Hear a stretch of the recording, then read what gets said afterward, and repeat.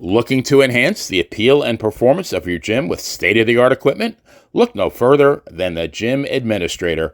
Founded by Sal Corrente, professional wrestling manager, promoter, and author of the great book Bruno Sammartino, the autobiography of wrestling's living legend, available on Amazon.com, the Gym Administrator will spot you on that final rep and assist you every step of the way from purchase through installation, whether it be strength training, cardiovascular training, or performance enhancement. The Gym Administrator works with a wide array of leading vendors and suppliers, carefully selected to meet the diverse needs of your clientele. Service the way you remember it. Contact us at 914-494-1066 or visit our website at thegymadministrator.com, as well as all social media platforms. The Gym Administrator. All your fitness needs under one roof. Scan the barcode at the bottom of the screen to get started today.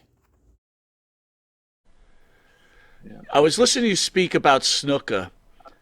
You know, you have your own family life, and I get that. How hard is it to lose these brothers throughout the years? Is it because it's like your own little family, you know, your other family. Yeah. How difficult is that?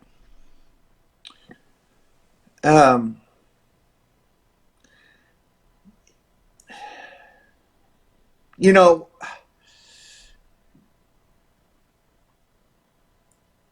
to me, the only time when I felt that I was close to all the guys that I work with in the ring was at the time that we were all together.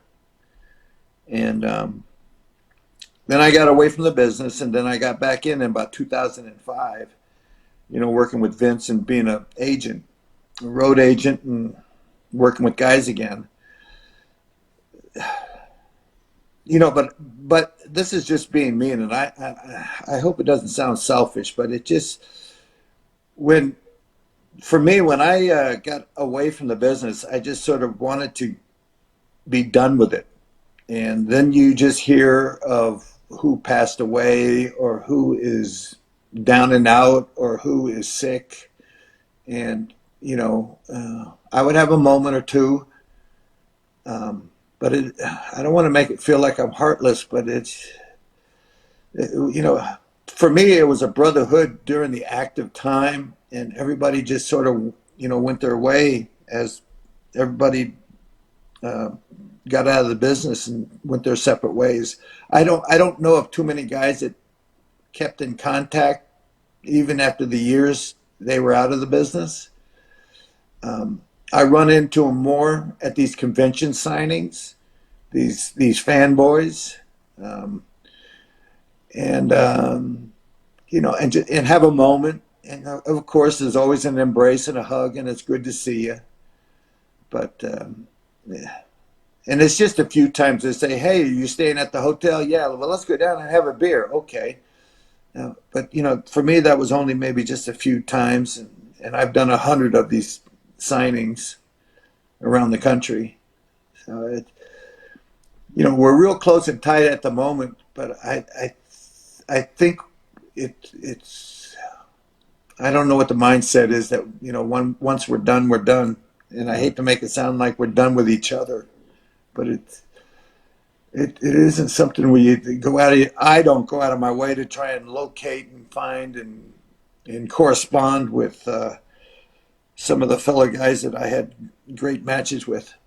You know, only really one guy that I sort of stay in tune with, and I went to visit when he was down, and that was Ric Flair. At one time, he had that when he was in the hospital in Atlanta, and I was living in St. Pete. And me and the wife, we jumped in the car, and you know, I drove from St. Pete to Atlanta straight away. I left late in the afternoon, 5 or 6 o'clock. Didn't get in till 2 or 3 o'clock in the morning. And then I was there at the hospital the next day at 8 o'clock or something to meet with him. And he was in a self-induced coma. And his wife, Wendy, was there. And I was just sort of looking at him over his bed. And he, all of a sudden, and this was, you know, they tell me this after, this is the first time he woke up. And I'm looking at him, and he opened his eyes for the first time after being in a self-induced coma for a few days. And he looked up at me, and in the way Ric Flair would do it, he goes, "Ricky Steamboat, unbelievable!" Right out of a coma. That's funny as hell, boy.